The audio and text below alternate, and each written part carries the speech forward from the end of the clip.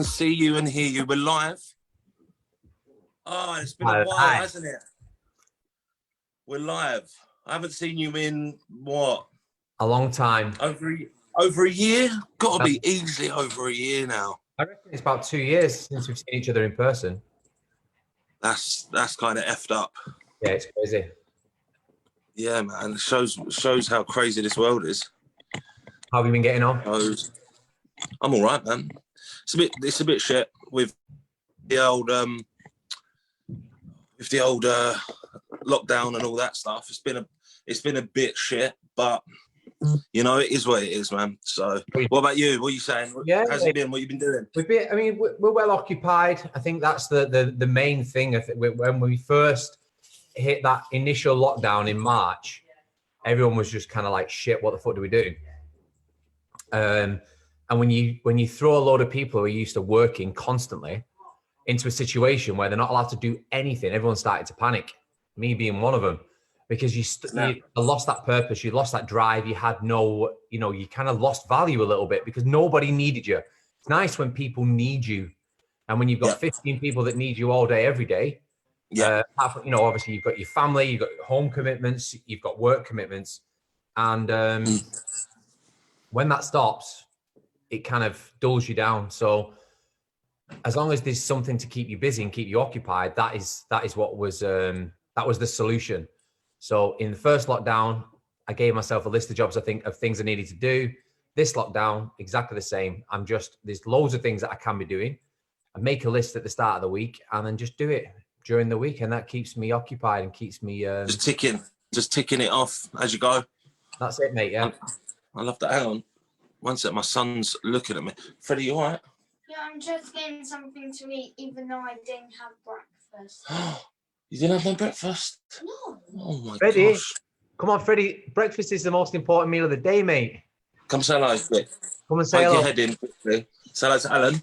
We're live on Facebook. Alan. Here he is, the boy. You've been a good boy. Yeah. Yeah, he is. Go on then, boy. Go make yourself some lunch. He's a legend. It's like have you seen obviously on the news and like all the different videos now of people at home doing like interviews on the news and then the kids coming in the background? Yeah, it is what it is. You just got to embrace it. They're always around. My daughter's at school, but my son's not at school at the moment, which is crazy. But it's nice. He's not. Pardon? Go on, carry on. Sorry. No, it's nice to have them around. It is. My daughter's gone back because she's a bit more. She gets really bored, and so we sent her back. But the boy cracks on, does his thing, does homeschooling. He's good with that. So good. Our kids are at nursery at the moment, so they're there Wednesday, Thursday, and Fridays. That just gives us time to be in the shop doing our online orders, doing obviously our wholesale orders, looking after the product company, and doing anything that needs to be done, really. Painting. Yeah. Decorating. Entrepreneur. I'm literally going to finish this with you, and I'm going to go to my mother's house and do some painting because she needs it doing. What have you got? Are you hearing me all right? Yeah. There's a little bit of a delay, but it's all good. I can hear you.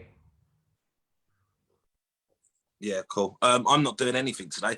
Yesterday I went sledding with the kids and I dropped. I stacked hard. I was on a snowboard, it's like a toy version of a snowboard, and I was going and then I just went boom and like almost did a somersault, landed on my feet rather than anything else, and I've done my neck. Oh yeah, my neck's not good. It hurts. So I'm not doing anything today. I'm doing this with you, and then I'm cracking on, probably creating some content elsewhere. You know it's bad when you've got a sore neck because you go, and you make that noise. Oh yeah, it's so. Yeah, it's like here. Do you know when it's really tight and you're like, oh. Yeah. Oh. It's one of those moments you wish you'd had them ones. Yeah, 100%. That would have gone viral.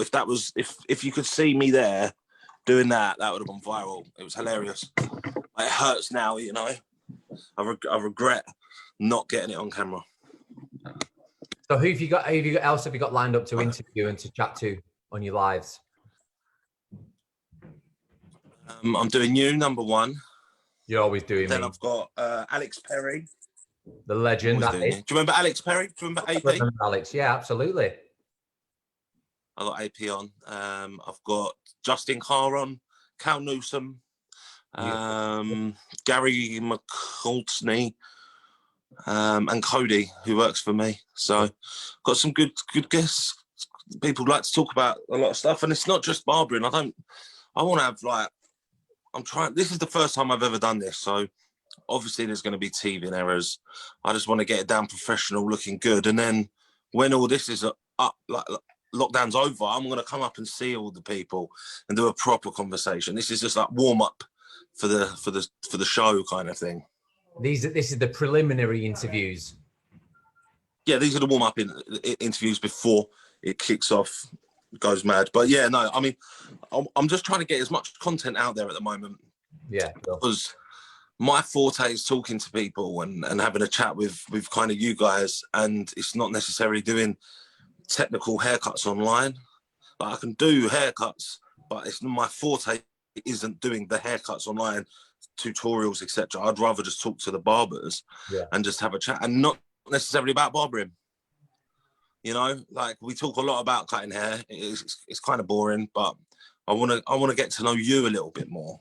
Well, mate, you ask away. I'm an open book today. You ask me anything you want, I'll tell you. All right, cool. I've got some ideas. Starts off with who your heroes are. If you do you want to just break down, not in barbering, nothing to do with barbering, these questions really, just chucking it out there. So who's your heroes? Definitely like parents, madly, like 100%. We had a nice upbringing. You know, I remember going back to like when I was like pre 8 years old. We lived in shit area, shit house, and I always remember very, very vividly my dad filling out. We did a competition in the paper. It was like the Daily Star or something like that. And when I asked him how much he'd win, he said it was £10,000. And I asked him like, why? And I must have only been about 6 or 7. I do remember it really, really vividly. And he said it's so we can buy a house in a nicer area and we can have a bigger house. And I always think back to that. And my parents worked really, really, really hard for us to move out of that area and into a nicer house, in a nicer place. And I think I always kind of relate back to that in what I do now. And so definitely when it comes to heroes, my parents are definitely up there. She's not listening to me though. Hi, Teresa. I am on a live here. I've just been mentioning you and singing your praises, actually. Thank you. Who's that? That's my mother. That's our Teresa. That's our retail coordinator. Hello, Teresa. Lovely to meet you. Myles. Hi, Myles. Okay. I'm very well, thank you. Bless them. Them packages aren't going to send themselves. Good. So what did they do when you were growing up? What was your mum and dad? What was their background? Like honestly, like you can't say any other word other than just grafters. They worked hard. They did everything they could for a better life for the kids. There's 3 boys. It's me, Reese, and our older brother Wes, and they just worked really, really hard all the time to create a better life for us. So first heroes, parents, mum and dad. Love that. Definitely, gotta be. And then heroes. It's a bit of a tough one, that, isn't it? I wish you'd told me this before. I would have had a nice deep think about it. Football? You into football? I'm not into football at all. Not one bit. No.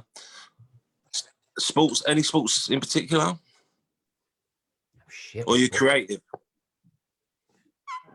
You've got to look at, it's like, so even when it comes to hair, there is people that I look up to massively. Vidal Sassoon, look at what he did and what he created. It wasn't just a style, it was a movement. And, if you think of what he did metaphorically rather than what he did just in hair, it was absolutely incredible. He made absolutely monumental movements in what he did. And it's so hard right now to replicate it. As time goes on, you kind of lose the opportunity to do something like as amazing as what he did, because you could never beat what he did. Exactly. And for me, my heroes are more, I don't know Vidal Sassoon's history. I haven't ever really done the history in hairdressing or barbering or anything like that. But I know obviously he's a revolutionary person. Yeah. Completely changed the face of cutting hair. But for me, I look more like business people and stuff like that. Like I take inspiration from not necessarily massive people, but it's like everyday heroes. So I see someone's journey, their story, and I'm like, I really like that. That inspires me. So everyone that inspires me is almost like a mini hero. Okay, I've got one And for it's you. just taking inspiration from all over the place. I've got one for you. Yeah. Michael Jordan. 100%. Yeah, same. I watched The Last Dance on Netflix, and then I read Michael Jordan's book, and I read what's the coach called? 11 Rings. The book's called 11 Rings. Yeah. What's his called? What was his coach called? It's gonna ruin my life. Don't, because I can't remember. Google it. I'm on it. Don't you worry. Bulls coach. Let's have a look. You're gonna kick yourself when you realise, because I can't remember either. It's one of those ones.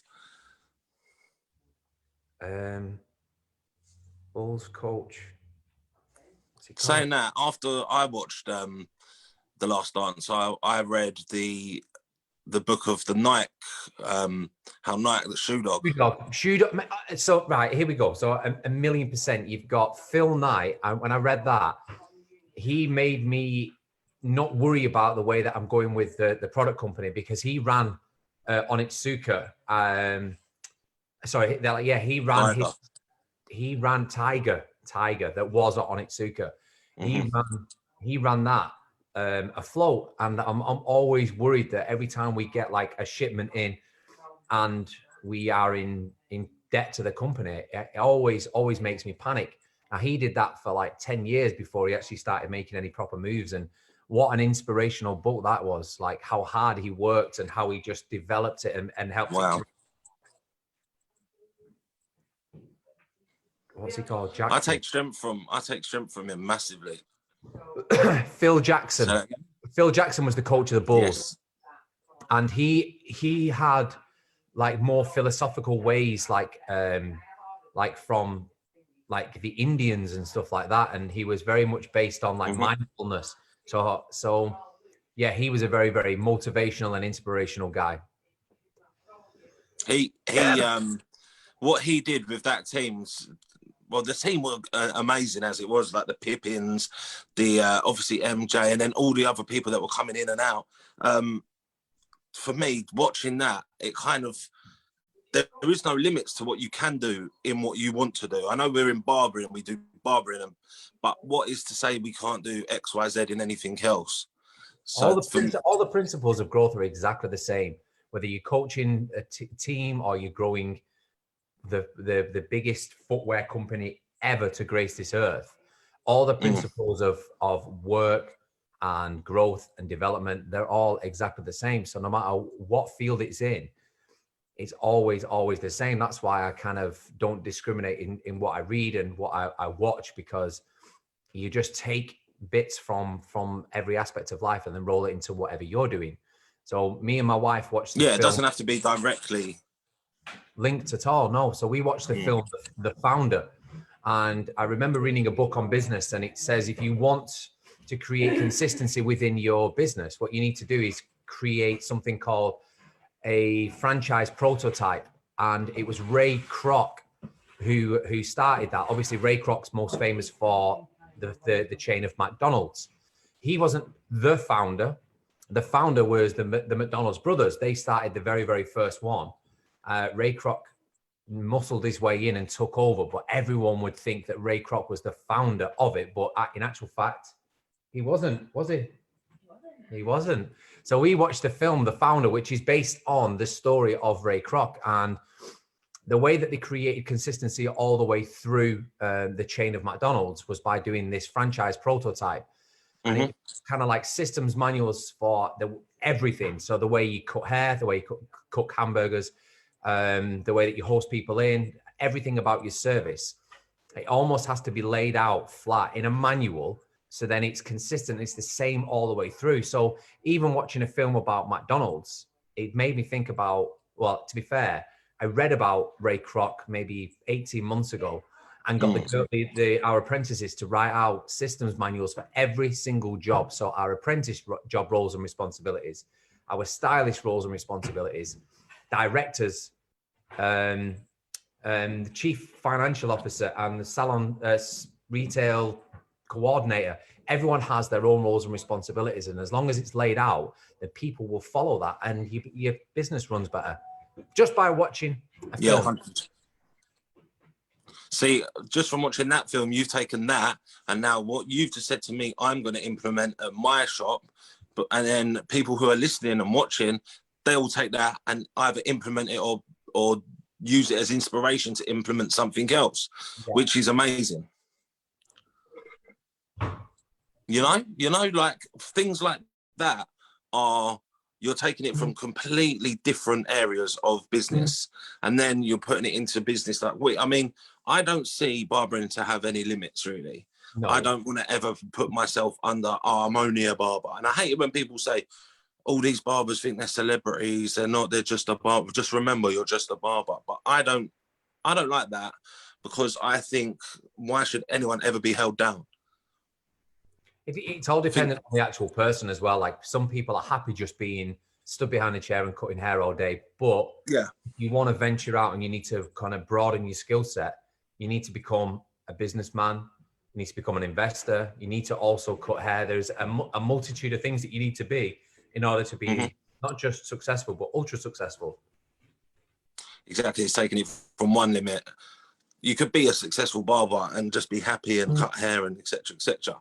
But then there's being a successful businessman with a portfolio of different things, which is great, which is really interesting. And I suppose people don't really talk about that much in our industry. It's always about the haircuts or skin fade or service. Yeah, you know, no one really talks about what we do behind the scenes and how to run a business and how to run a brand and create something different that you want. And I mean, when I'm doing my design work or anything like that, I just do what I like. I don't know about you, but I do what I like, and I think that looks cool. I take ideas, I put it together in something that I like, and then I'm passionate about it, and then people can get behind an idea that I'm so passionate about. Do you feel the same? Yeah, 100%. I think I am very unapologetically myself, and I will always be that way. So someone said to me recently that there's another person within the industry, like, he doesn't really like you. He thinks you're unprofessional. And I said, like, I would never, ever in a million years apologize for being unprofessional. I'm extremely professional when I need to be, but the majority of the time, I am unprofessional because I'm just myself. I don't put on a front, I don't put on a face, and I won't apologize to anyone for it. So when I like something, I do it. You know, I don't have the restrictions anymore. I don't have a boss. Well, I've got two gaffers over there, but I don't have any actual bosses. So I'll do whatever the F I want. Exactly. And who are you working with these days? Are you working under anyone else's banner, or is it just solely Ruger now? It's always been Ruger. Like, I work with other companies. I'll never work for anyone. I'm not under anyone else's table. I'm either at the table or dancing on top of it. Yeah, good. And that's exactly how I see it. I mean, we've had conversations in the past. I've had conversations with your brother as well about certain people we've represented and stuff like that. And it's very much being on a certain level. And if you're not happy, you don't do it. So, yeah, I am very much on the same wavelength as you when it comes to things like that. You don't ever want to be not worth what you know you're worth. In the scraps of what falls underneath the table. And unfortunately, we work in an industry where people like to be on top of the table and just be throwing you bits of food under the table because they like that kind of hierarchy. Whereas we're not about that, are we? We're all here to either enjoy our jobs, make money, earn a living, provide for our families and stuff like that. And that is the most important thing. Yeah, 100%. 100%. When was the, for people listening and people that take inspiration from you yourself, because I've done quite a few interviews and I've seen quite a few interviews and I've spoken to quite a few people, and your name always pops up. I don't know if you've realised it, like, not obviously you're not singing your own praises, but everyone always pops up with Alan Beak, re-speak, always. And how does that feel for you that you've created such a brand within you and your brother and your Ruger and your personalities? Like, how does that feel every time you hear your name being dropped? How's that feel these days? Do you know what? It's nice. It's obviously, it's really, really nice. And we gained, again, just going back to what I said before, we gained popularity just by being us. We stepped away from working for a company. We worked in a barbershop where we worked for other people, and we stepped away just because we wanted to be completely ourselves. We didn't want to have to represent another company, especially when there was no appreciation there for what we were doing for that company at the time.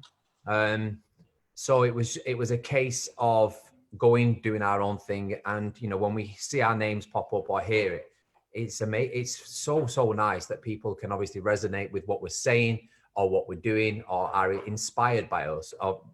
There are so many people that will message and say that, you know, they're inspired. And that is literally all we aim to do, is to just get on with our work, enjoy ourselves, be happy, and inspire others. If we can make other people happy while we're doing it, then obviously we're doing the right thing. Yeah, 100. And I mean, I always put you up there in the bracket of you inspire me, because I met you very early on in my career. When we came up to Manchester, we were doing that homeless gorilla barbering thing. We popped in to see you. We were with Greg, McCarlan, AP, me and Sam Capagna, and we came and see you. We all got our haircut before like the show we were doing, and I just kind of really resonated with you and understood how, because I hadn't necessarily heard about you beforehand, but then I was there and I was thrown into your situation. Then I was on your store, like I knew what was happening with you guys, and I just appreciated it from there. And it inspired me to kind of, okay, we don't have to abide by certain rules. We can do our own thing. And for me, that kind of validates what I was trying to do so early on in my career. So I appreciate that, man, and thank you for having us that day. It was good. You know, that was that was years ago. That was up at the first shop. That was like that was when we just started as well. Yeah, man, that was, and it was brilliant. I loved it. I liked the little shop. It was like we walked in, we went, had a chat, had a laugh, boom, bang, orang. Like as soon as we hit Mank, we popped in. Like we hadn't even been to hotels or anything. We literally straight to Rugar, trims in, and then we flew out to do some more bits. But we literally, it was fun. It was fun. We lasted 18 months in that shop. That's how quick we outgrew it. You know, we had chairs, we had, you know, maybe 10, 12 waiting chairs, and we just, within a year, we were looking for somewhere else. It took us another 6 months to find somewhere. 18 months, we spent a fortune on it, and we just had to cut our losses. We just knew full well, as much as we loved that little shop, it was time to leave. Like we had to, in order to grow, we needed a bigger place. Yeah, and that's what you've done, and you've taken, and I mean, like, I can even see the way you're set up here. I mean, this is similar to the original shop with the back push over at the back. Very similar. I mean, we're in this shop now, and the one thing that we always tend to lack is space. So, you know, we won't be long before we progress and move to somewhere bigger of our own. Yeah, that's it. And how you finding like the progression of since you first opened your own shop, and how would you find it? Just in a nutshell, you enjoying it? You glad you took on the challenge, or do you ever sit back and think, do you know what, I couldn't deal with this stress, I'd rather just cut hair for someone else? Do you know what? I think there was a situation last week, because like a couple of weeks ago, it's obviously end of year. We've got accounts for 3 different companies, and then we're going through all the implications when it comes to tax, corporation tax, personal income tax, how much we're going to have to pay out. The fact that we haven't had any help from the government yet. I was going through everything. We were having loads of problems sending our products abroad. We have, you know, 20, 30 boxes here that are still waiting to go out, and they've been waiting for up to 6 weeks. And I actually thought to myself, I could scale down and just work on my own in our little unit. I could earn more money doing that, pay less tax, no stress whatsoever, teach when I wanted to, but it's just not the same, is it? You just don't get the same fulfillment when you're on your own, And, you know, it's kind of like that, the feeling of creating something and watching it grow is where you get the fulfillment. So, and it would just be a waste of time and effort over the past 6 years to say goodbye to it all. So as amazing as it is stressful, but it is worth it.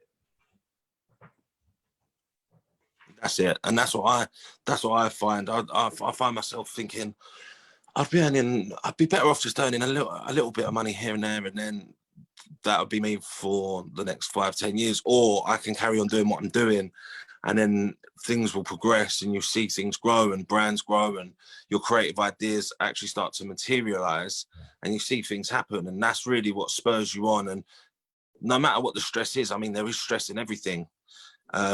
But now it's kind of, you take on those stresses to kind of fulfill yourself and how you want to be.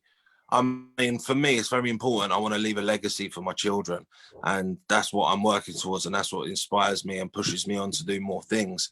And I guess you're quite similar in the same boat, where you've got your kids and stuff, and you want to provide for them, and then leave them something where they can not necessarily work as hard as we've had to, because they've got more of a foundation. Or do you know what I mean, where I'm coming from? I mean, 100%. It's like we've made sacrifices now. We've made investments now. So then everything is geared up for when our children are older. Like, you know, our parents getting mortgages. I always remember kind of, if you think of the prices and how easy it was to get a mortgage 20, 30 years ago to what it's like now. Imagine what it's going to be like in another 20 years when they're going for it. It's going to be monumentally difficult. So just giving them that little help and start in life is going to be so much easier. And it's like, everyone has their goals, their plans, their ambitions, their desires. And whenever you reach it, you have this thing called like gold medal syndrome. It's like you work your bollocks off to get to it. Once you have won it, there's this kind of like sunken feeling of like disappointment. Like, you've got it, you've done it. Now what do you do? So fun is always in the process, not the end result. So that's always what I'm focusing on. I always make goals, think about ambitions of where we want to be in 5 years time, 10 years time, whether it be business, personal, family, with the kids and stuff like that. And the fun is in the becoming, not the being. The process is always so much better than the actual end result.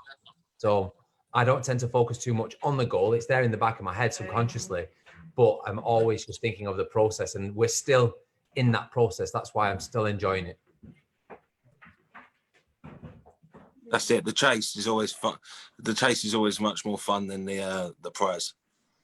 1,000,000%. I'm gonna fire some questions at you that you may not have been asked usually. It's nothing deep, not political.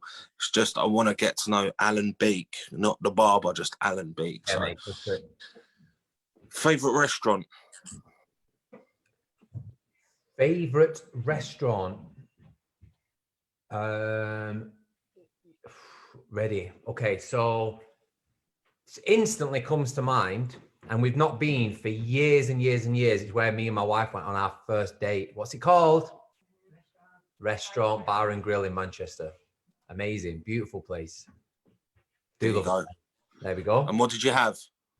I would have had a steak. What did you have? What did you eat? Steak all day long. Mate, I am such a creature of habit. If I have an Italian, I have the same. If I have an Indian, I have the same. If I go to a restaurant like that, like a bistro kind of place, steak all day long. Steak, chips, peppercorn sauce, medium rare. Without fail. Perfect. I'm so boring. I would never I'd never go to a restaurant. Yeah, no, because next time you're allowed to go to a restaurant, have something different. Right. Set yourself that goal. You'd be like, you know what? I respect that.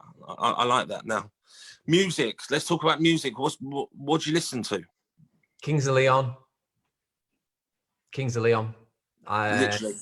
So if you there's a DJ called Branches, and he remixes loads and loads of tunes. I've literally just had that on this morning. I'm a bit of a geek when it comes to music, because I will listen to anything. I've had Elton John on in the car this morning. Nice. Love Elton. Trolls soundtrack. That's on every single day. The kids love Trolls World Tour, so Yeah. the soundtrack's on in the car, and they get out, take them to nursery, and I just keep it on because it's Trolls. It's not a bad sound. Justin Timberlake and what's her name? Out of Pitch Perfect. What's her name? Oh, I don't know what's her name. You know what I'm talking about. Woman who plays Poppy. It's a great sound. Yeah. No, Anna Kendrick. Oh yeah, Anna Kendrick. That's it. Yeah, yeah. Beautiful voice. Anything new? Top of the head. Anything new? Just quick. Boom. New what in work, in home, and in life? Anything. Anything new? New. Anything. Anything new? No, you got me. You got me. Nothing new. New car, new trainers, new top, new product line, new products. car come in. No, the car's a year old. New products. We did the product with Kyle Beaumont. We did Sweet. That's the newest one we've done. We have an essential now in a 50ml glass jar instead of just 100. Just had a new floor in my utility. Nice. How was it? What did you go with? Yeah, it's kind of like a black and white mosaic. It's nice. It's good. It's better than the old ones that was in there. Nice. Would you go vinyl or did you go actual tile? Tiles, mate. Porcelain all day long. No messing about. Yeah, who messes about like that? Any podcasts you're listening to? Stephen Bartlett. I'm still working my way through Stephen's. That's I like it. He kind of explains everything. He's very stoic for his age. You know, he's about 26, 27. But he talks about business, mental health, entrepreneurship, everything. And you can very much resonate with a lot of the things he says. So yeah, his podcast is called The Diary of a CEO, and that's good. I've just read. Yeah, I'll have a look. Jay Shetty's How to Live Like a Monk or How to Think Like a Monk. That's a good one also. That's a podcast, yeah? No, that's a book. That's an actual book. Okay. And what's it called? How to Think Like a Monk. That's it. I'll have a look. Films. I need your top 5 films of all time. Top 5 films. Number 1, Man on Fire. Number 2, Shrek. Law-Abiding Citizen. God. Shawshank Redemption and Gladiator. Done. Easy. I like that. Yeah. I like that Shrek's up there as well because that is a great one. I want 2 things that you hate, 2 things that you love. 2 things I love: animals, my family. 2 things I hate: arrogant, cocky, pretentious, and narcissistic people, and then people who don't like animals. You trust a dog that doesn't like a human, but you'd never trust a person that doesn't like dogs. Yeah, I like that. I might get that tattooed. It was Bill Murray. Bill Murray had a T-shirt with that on. Yeah, but I love Bill Murray. Yeah, he's brilliant. He's a hero for me. Yeah. Going back to the first thing we talked about, Bill Murray. What a guy. I'm going to tell you a podcast I'm listening to. It's called Bad Friends. It's with Bobby Lee and Andrew Santino. Very funny, very dry, very good. If you get a chance, it's not going to inspire you overly, but it gives you, it's comedy. It's a bit of light comedic relief. Yeah. Bad Friends, and that's on. It's the comedians from LA live in LA and stuff, and it's really funny. Bad Friends, yeah. Well, Bobby Lee and Andrew Santino. I think you'll like it. I think you'll vibe with it. It's something different, something that you probably haven't listened to, so it's good. But you'll recognise them. You'll know you'll know who they are. You'll see them in different things. But done. I was going to say, I think podcasts like that, when you watch something light-hearted that allows you to switch off and create a distraction, that's just as important as doing something like that's educational or something to benefit you, or like your progression or your development. It's just as important to switch off and have that rest and recuperation. Yeah. Like I did I was painting some garden fences last week, and I just listened to Jimmy Carr, but I put his show on Netflix and just put my headphones in, and I just felt so much better. Mm-hmm. And just having that kind of like it lifts your soul. Yeah. 100%. I really agree with having something that it's a form of escapism. It's a form of meditation. Do you meditate or anything, Alan? No. Anything like that? You spiritual or? No, I mean, a lot of the stuff I read is based around kind of like meditative subjects and mindfulness and stuff like that. And I don't to the extent in which I should do really, but I'd say I don't have the patience. I certainly don't have the time, and I'm very easily distracted. So, you know, to sit somewhere in a comfortable position for 15 minutes, could we sit down for 15 minutes in our house alone, quiet? No, it's impossible. So something that when the time, you know, I'm not same, yeah. I'm not going to beat myself up because I can't do it yet because I haven't got the time and we haven't got the peace and quiet and everything. But there'll come a time when I will. What I'd recommend, something that I got into recently-ish, probably in between lockdowns, sleep deprivation tanks. Amazing. Oh, so I see that actually, yeah. Yeah, amazing. It's an hour. You lie there, you're buoyant because of the salt in the water. The water's the same temperature as your body, the air's the same temperature as the water. Pitch black, dead silent, no smells. You take every sense away and you just lie there. And I mean, I've done 4 sessions, and it is, if you don't ever get the chance to shut down, that I think is quite fulfilling for someone who sometimes needs a little bit of alone time, because it shuts you off. You've probably never been that like tranquil since you were probably in the womb, you know? So it's something that I've enjoyed, and yeah, I recommend it if you get a chance and there's anywhere local, definitely give it a shot. But what about the voices in my head had started coming back? They'd literally... That's what it's about. That's what it's about. You can trip in there. People trip. Like, people fully hallucinate because of the deprivation of all senses. Like, you start to envision things yourself. It's crazy. It's good, though. Really, really, really good. I'll have to look into that. Yeah, definitely do. But anyway, I'm going to wrap up today. I don't want to go on too long because people will lose interest. Yeah. We're going to do a giveaway. I want to do a giveaway with you. Absolutely. Let's do it. What do you want to give away? I've got a package here of Ruger products and a Ruger razor. So however you want to do that, I've got the package here. All we'll need is name and address. Yeah. However you see fit, however you want to give that away, you can decide on who it goes to, and then I'll get that sorted. I'll send you the details. Send me the details. Brilliant. So I reckon the question should be Alan's top 2 films that he said earlier. So if they name 1 and 2, and then what you enjoyed about this interview, and then we'll pick the favourite one, and then I'll get Mr. Beak to send it out to you. Brilliant. Is that cool? That's perfect with me. You've been an absolute gentleman. I'm glad we've had a chat. I've missed you. It's been too long. Hopefully this year will bring us a bit more joy and we'll be able to catch up. Absolutely. Even if I have to come up to see you, or if Salon Internationals or whatever we're doing, we need to catch up 100. Yeah. And I'll have you back on the show another time once we've kind of taken it, and I'll definitely come up and see you, and we'll do like a proper interview conversation. Definitely. Right, yeah, I want it to be like a show. Yeah. I want to have like a TV show.